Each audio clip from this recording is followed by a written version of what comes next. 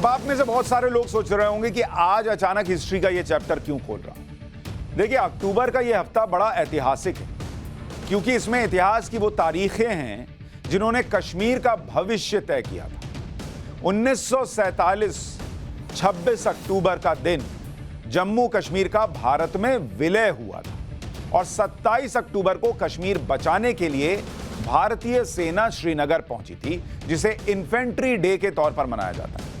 आज मैं 26 अक्टूबर 1947 और 27 अक्टूबर 1947 इन्हीं दो तारीखों में जो इतिहास कैद है उसका चैप्टर खोलूंगा और दोनों अलग अलग खोलूंगा। पहले कश्मीर की बात करूंगा जिसमें देश के पहले प्रधानमंत्री जवाहरलाल नेहरू ने ऐसी ऐसी गलतियां की थी जिन गलतियों की सजा आज तक देश भुगत रहा है और देश को जानना चाहिए कि वो गलतियां क्या थी। कैसे जिस पीओके के लिए आज राजनाथ सिंह कह रहे हैं कि भारत उसको हासिल करेगा, वो पीओके भारत में ही होता। इतने सालों तक कश्मीर में जिस तरह से आतंकवाद को बढ़ाया गया वो ना होता। कश्मीरी पंडितों का शायद पलायन भी नहीं होता अगर नेहरू जी ने वो गलतियां ना की होती। और एक एक करके वो गलतियां आपको बताता हूं। जवाहरलाल नेहरू की पहली गलती, और वो गलती क्या थी, उनकी गलतियां आपको गिना रहा हूं, जरा सुनिए। और इनको गलतियां भी नहीं कहना चाहिए, नेहरू के ब्लंडर्स कहना चाहिए। ब्लंडर, इतने बड़ी बड़ी गलतियां हैं कि गलती की कैटेगरी में भी नहीं आती। नंबर 1, सेना भेजने में देरी।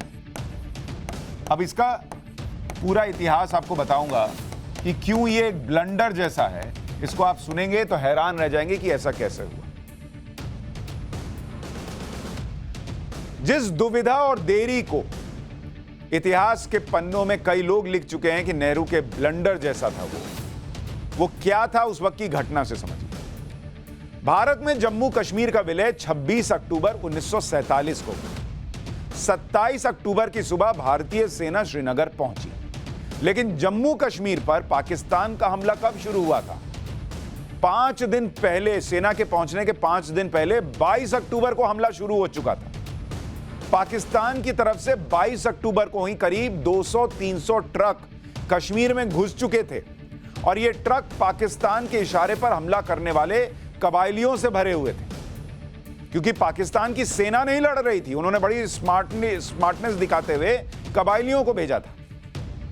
और इन कबायलियों की संख्या जो ट्रकों में भर के आए थे वो करीब 5000 थी और इनकी अगुवाई पाकिस्तान सेना के वो जवान कर रहे थे जो उस वक्त लीव पर, छुट्टी पर चल रहे थे। तत्कालीन गृह सचिव वीपी मेनन ने अपनी किताब the story of the integration of the Indian states में लिखा है कि हमला करने वाले कबायली एक के बाद एक इलाके कब्जा कर रहे थे और 24 अक्टूबर को श्रीनगर के करीब पहुंच गए थे। वे माहुरा पावर हाउस पहुंचे और उसे बंद करा दिया था, जिससे पूरा श्रीनगर अंधेरे में डूब गया। ये कबायली कह रहे थे कि 2 दिन में वो श्रीनगर पर कब्जा कर लेंगे और श्रीनगर की मस्जिद में ईद मनाएंगे।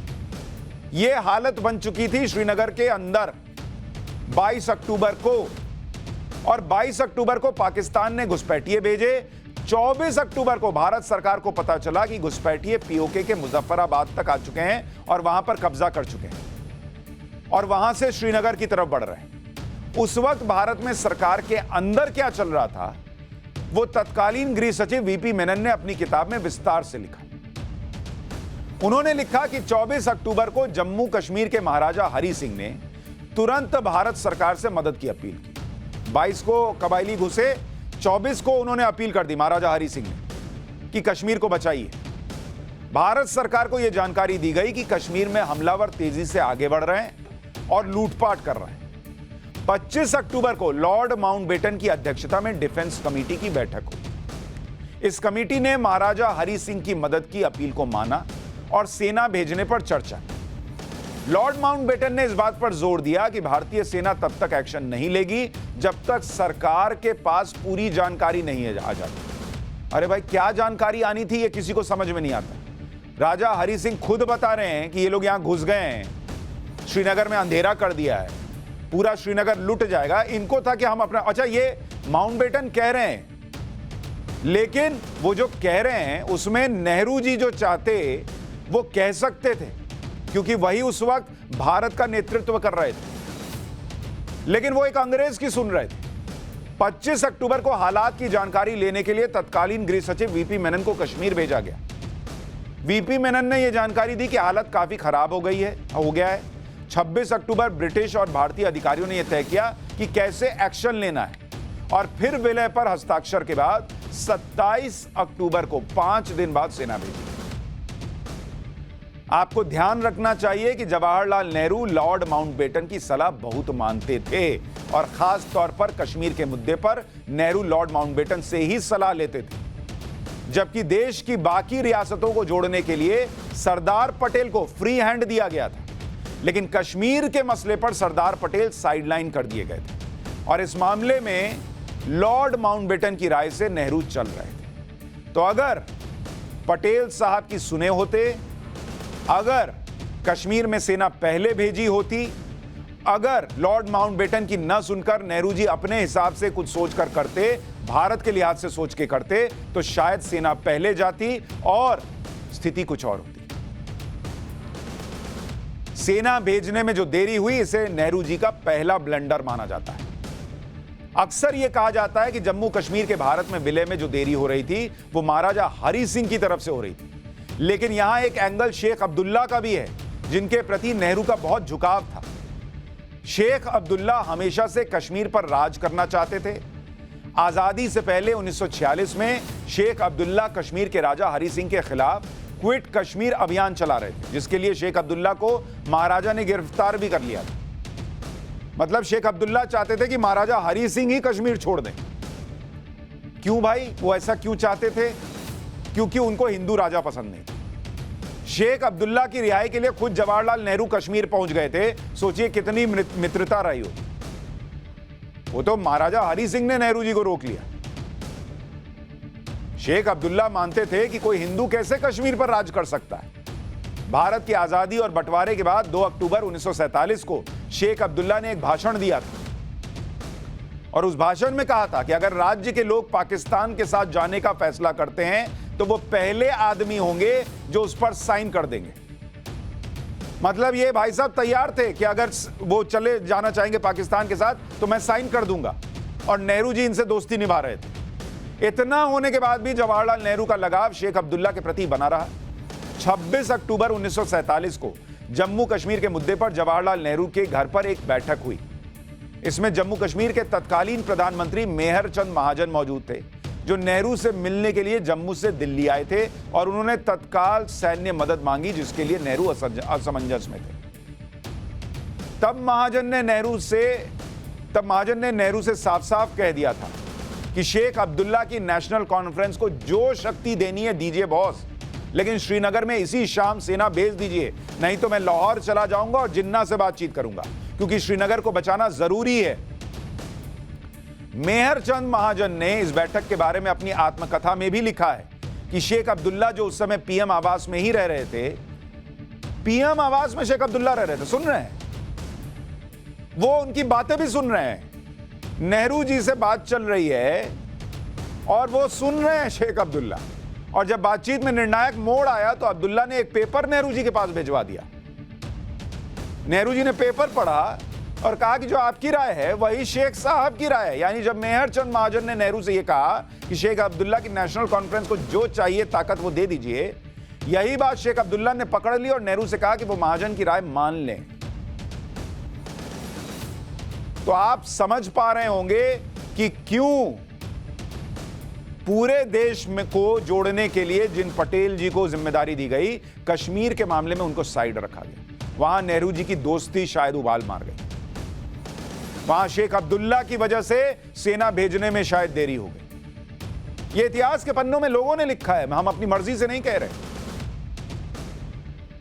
यह तो पहला ब्लंडर था। दूसरा ब्लंडर, सेना भेजने में देरी के बाद जो नेहरू जी ने दूसरा ब्लंडर किया, वो कश्मीर का मुद्दा यूनाइटेड नेशन ले गए। यूएन ले जाना, यह दूसरा ब्लंडर था जो नेहरू जी ने किया। और क्यों इसको ब्लंडर कह रहा हूं, अभी आपको बताता हूं। नेहरू कश्मीर का मामला यूनाइटेड नेशंस में लेकर तभी चले गए जब भारतीय सेना काउंटर अटैक में जुटी हुई थी। एक तो पहले सेना जाती तो सेना मजबूत स्थिति में होती, उसको देर से भेजा। उसके बाद भी हमारी सेना जबरदस्त लड़ रही थी, और वो तो कबायली थे भाई। हमारी फौज कबायलियों से लड़ रही थी, उनको रगड़ रही थी, और नेहरू जी चले गए यूनाइटेड नेशन। 31 दिसंबर 1947 को भारत ने अपने प्रतिनिधि के जरिए यूएन सिक्योरिटी काउंसिल में औपचारिक रेफरेंस दाखिल किया। इसमें सिक्योरिटी काउंसिल से कहा गया कि वो पाकिस्तान सरकार को जम्मू कश्मीर में हमला करने वालों को किसी भी तरह की मदद देने से रोके। इसके बाद क्या हुआ वो भी आपको जानना चाहिए। 20 जनवरी 1948 को यूनाइटेड नेशंस ने भारत और पाकिस्तान के मुद्दे पर 3 सदस्यीय यूएन कमीशन बना दिया। 21 अप्रैल 1948 को यह कमीशन फिर से बनाया गया और इसमें 5 सदस्य रख दिए गए। फिर इस कमीशन को अधिकार दिए गए कि वो जम्मू कश्मीर में जनमत संग्रह को सुनिश्चित करने के लिए एक प्रक्रिया का प्लान बनाएगा। यूएन सिक्योरिटी काउंसिल के प्रस्ताव 47 को पास किया गया, जिसमें भारत और पाकिस्तान दोनों से जनमत संग्रह के लिए कहा गया।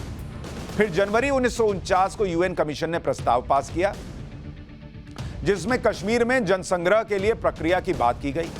इसी बीच सीज फायर पर भी सहमति बना ली गई, जिससे पाकिस्तान को फायदा हुआ, क्योंकि पाकिस्तान ने घुसपैठियों के हमले में कश्मीर की जितनी जमीन पर कब्जा कर लिया था, जिसे पीओके कहते हैं आप, उसे खाली करवाए बिना ही सीज फायर पर सहमति दी थी। अगर ईमानदारी होती तो आप कहते ये छोड़ो, पहले अपने यहां जाओ, तुम भी छोड़ो, तुम भी अपने यहां जाओ, फिर देखते हैं क्या करना है। पाकिस्तान के लोग जहां थे वो कबायली, वहीं से सीज फायर हो गया। वो खुश कि इतना तो हम कब्जाए बैठे, और नेहरू जी चले गए यूनाइटेड नेशन। और किस वक्त? जब हमारी सेना लड़ रही है। अपनी सेना पे भरोसा नहीं था कि आप यूनाइटेड नेशन में चले गए, दौड़ दौड़ के सर रोकिए इनको, और वो भी कबायलियों के मुकाबले में। इतनी कमजोर थी क्या हमारी फौज? और अभी आपको बताऊंगा आगे जो चैप्टर है, जो इन्फेंट्री डे पर बताने वाला हूं, उसमें आपको बताऊंगा कि हमारी फौज जो है वो कितनी काबिल थी, और हमारे देश के प्रधानमंत्री को यूनाइटेड नेशंस जाना था। कश्मीर के मुद्दे को संयुक्त राष्ट्र में ले जाना भारत के लिए एक भारी भूल साबित हुआ, और इस गलती को खुद जवाहरलाल नेहरू ने स्वीकार किया है। बॉस, मामले को यूएन में ले जाने के 4 साल के बाद 28 मार्च 1951 को संसद में नेहरू जी ने कहा कि हमने यूएन से कश्मीर के विभाजन पर सहमति नहीं मांगी थी। हम पाकिस्तान से जुड़ी शिकायत को लेकर यूएन गए थे, लेकिन यूएन ने इसका गलत इस्तेमाल किया और जांच के दायरे और पूरी प्रक्रिया को ही बढ़ा दिया। पर बॉस, गए क्यों थे? सवाल तो इस बात का है। हैदराबाद कह रहा था, वहां के निजाम कह रहे थे कि हम नहीं मिलेंगे इंडिया के साथ। मिलाना लिया गया, पटेल साहब ने मिलाना लिया, वहां भी फौज गई थी। वहां भी जो रजाकार सोच रहे थे, सपना बुन रहे थे कि अलग देश बनाएंगे, सबको रगड़ दिया था ना। तो यहां ये कबायली क्या कर लेते ऐसा जो आप यूनाइटेड नेशंस चले गए? जवाहरलाल नेहरू ये कह रहे थे कि हम तो पाकिस्तान की शिकायत लेकर इस उम्मीद से यूएन गए थे कि वो बिना किसी पक्षपात के एक्शन ले, लेकिन ऐसा नहीं हुआ और चीजें पाकिस्तान के पक्ष में चली। लेकिन कहा यह भी जाता है कि जवाहरलाल नेहरू इस मुद्दे को यूनाइटेड नेशन चार्टर में आर्टिकल 35 के तहत लेकर गए, जो अपने आप में एक बड़ा ब्लंडर था। आर्टिकल 35 विवादित जमीन के मुद्दे से जुड़ा हुआ है, जबकि पाकिस्तान ने कश्मीर के कुछ हिस्सों पर अवैध कब्जा किया था। इस वजह से यूनाइटेड नेशन चार्टर के आर्टिकल 51 के तहत संयुक्त राष्ट्र में अपनी बात रखनी चाहिए। यानी अगर आप इसको समझे, छोटे से आपको समझा देता हूं कि जिसकी बात हो रही है कि आप आर्टिकल जिसके तहत लेकर गए वो था आर्टिकल 35 यूनाइटेड नेशन चार्टर का। आर्टिकल 35 ये किस चीज पर है? ये है विवादित जमीन पर। इसके लिए इस आर्टिकल का इस्तेमाल किया जाता है। और जाना किससे चाहिए था? लोग कहते हैं कि आपको आर्टिकल 51 के तहत जाना चाहिए था। ये किस चीज पर है? अवैध कब्जे के लिए। अब आप दोनों को समझिए कि नेहरू जी को ये आर्टिकल 35 के तहत जब वो गए तो क्यों इसको ब्लंडर कहा जाता है? आप खुद ही कह रहे हैं कि विवादित जमीन है। अरे भाई, विवादित जमीन का मतलब ये हुआ कि हम भी क्लेम कर रहे हैं, वो भी क्लेम कर रहे हैं, किसका है अभी पता नहीं, इसको लेकर विवाद है। जबकि आप आर्टिकल 51 के तहत जाते और कहते कि अवैध कब्जा है बॉस, तो आप सीधा दावा ठोक देते कि जमीन हमारी है, ये आदमी घुसा है, इसको निकालिए यहां से। लेकिन आप 51 के तहत नहीं जाके आर्टिकल 35 के तहत गए, आपने तो वहां बड़ा ब्लंडर कर दिया बॉस। क्या क्या गिनाया आदमी। तो यहां भी नेहरू जी से एक बड़ा ब्लंडर हुआ, इसको लेकर कई लोग चर्चा करते हैं। गए तो गए, कम से कम आर्टिकल तो ठीक चुनते। अब है तीसरा ब्लंडर। तीसरा ब्लंडर उन्होंने क्या किया नेहरू जी ने कि आप यूएन भी चले गए, चलिए ठीक है, सीज फायर पर सहमत हो गए।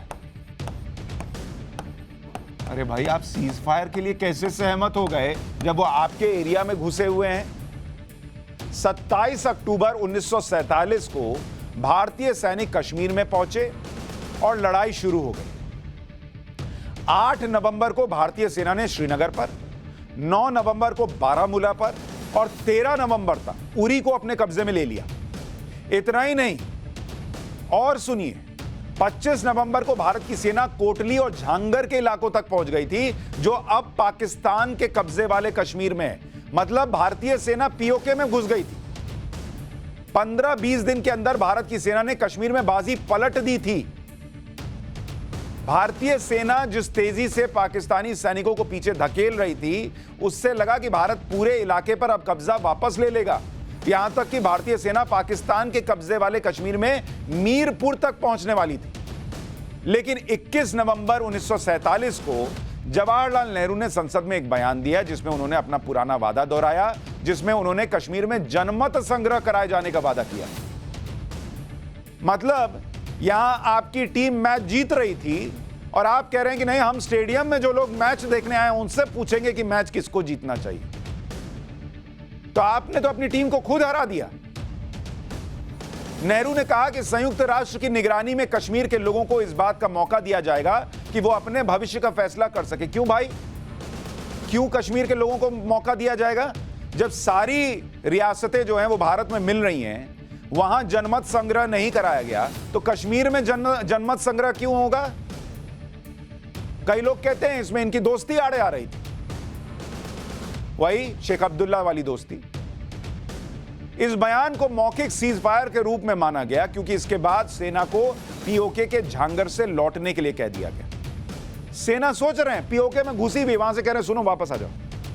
अरे भाई, जब भारत की सेना अपने हक की लड़ाई लड़ रही थी और जीत रही थी, तो उसे वापस बुलाने का फैसला क्यों लिया गया? और इस मामले में को यूएन में ले जाने की गलती क्यों की गई? हमारा मामला जब हम सुलझाने की स्थिति में थे, तो यूएन को बीच में लाने की जरूरत ही क्या थी भाई?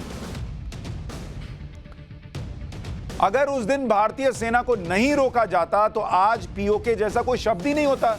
पाकिस्तान ऑक्यूपाइड कश्मीर, वो भी कश्मीर होता।